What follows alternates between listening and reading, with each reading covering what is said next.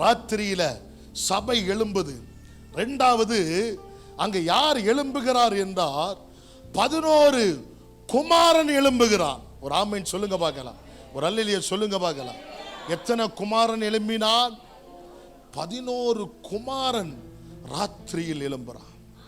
ஆண்டவர் சொல்லுகிறாரு, இந்த இருண்ட காலத்தில் இந்த சபையில் அநேக தலைமுறைகளை கர்த்தர் எழுப்ப போகிறார்.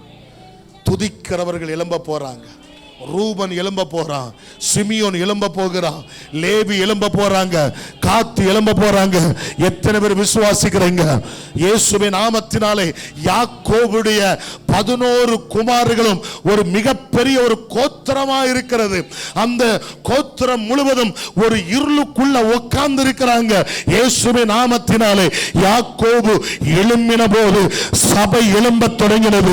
சபை எழும்ப தொடங்கின போது குமாரர்களும் குமாரத்திகளும் எழும்ப தொடங்கினார்கள்.